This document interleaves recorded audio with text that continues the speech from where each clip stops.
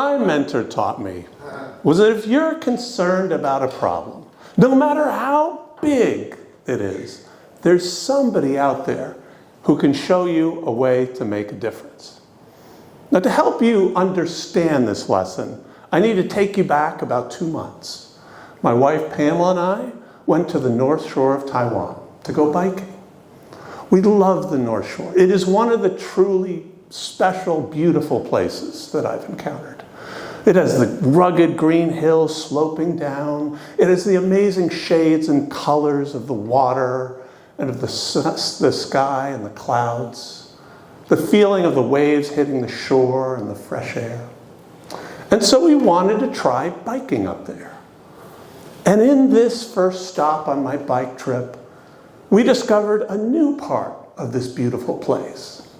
We saw closely the shoreline as it met the land. And boy, was it disgusting.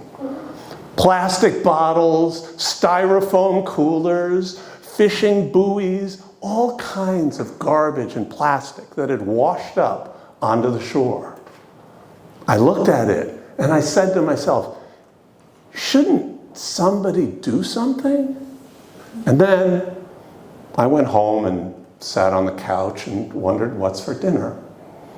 But through the magic, psychic, privacy-invading nature of social media, out of nowhere a few weeks later at the top of my YouTube feed was a story of Boyan Slat. Now Boyan, as a 16-year-old, he's from Netherlands, and he went to Greece and he went scuba diving. And as he went under and dove on the shores of beautiful Greece, he saw far more plastic bags than fish during his dive. And he came out and after the dive wondered, shouldn't somebody do something? And he went home, but he stayed off the couch. Instead, he dove into a 2-year research project. He focused and he studied and he learned the nature of all this plastic and garbage floating in the ocean. He learned about the Great Pacific Garbage Patch, that area of floating plastic that's 44 times bigger than the island of Taiwan we're living on. He studied how it got there and all the different efforts to try and clean it up. And at the age of only 18, back in 2012, he got on the stage in Netherlands on a TEDx talk. And he gave a speech about the idea that it came to him from all this research. A way to have floating nets that actually use the currents and let the garbage flow into the devices to capture it. And he gave that speech, and it went viral. Over 3 million people watched it. And within a few weeks, he had $90,000 that people just sent to him. He didn't even ask for money. And as he sat there in his freshman college dorm, looking at this money that people had randomly sent to him, he decided, I'm going to leave college. I'm going to create the Ocean Cleanup, which is a nonprofit that exists today.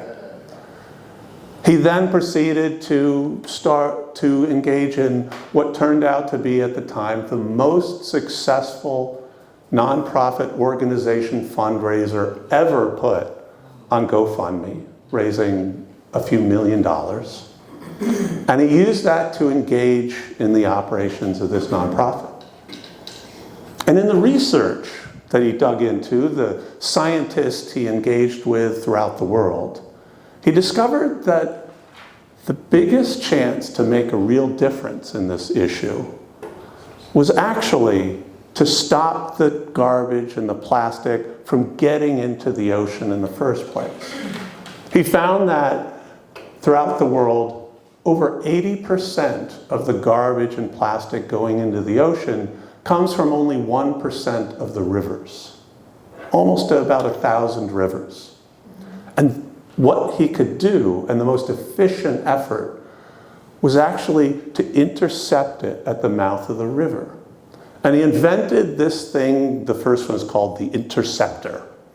Now what this is it's a floating type of barge that sits anchored at the mouth of the river, and it has kind of floating barriers going out from it to the side that directs the floating garbage towards it.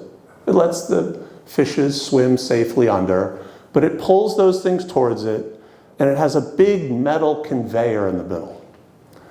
Now the interceptor was designed to be solar powered and automated. So 24 hours a day, 7 days a week, that conveyor belt is pulling stuff up and sorting it into a variety of bins where that things can be either disposed of or recycled. Each one of these can remove almost 100,000 kilograms of garbage per day. And to this day, at the end of last year, his organizations, the Ocean Cleanup, had removed about 45 million kilograms of plastic and garbage from the oceans. A huge difference in stopping this problem from getting worse. Now, he, at the time he saw this, he was 16 years old. Me, well, I'm about 40 more years down the path of my road. But I'm not dead yet. And if you made it all the way here tonight, you're probably not dead either. And so I want to leave with kind of the two lessons I learned from this mentor from afar.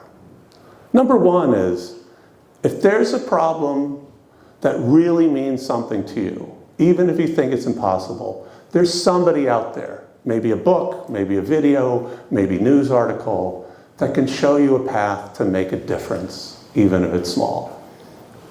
And the second thing is, when I look at problems from now on, instead of just saying, shouldn't somebody do something?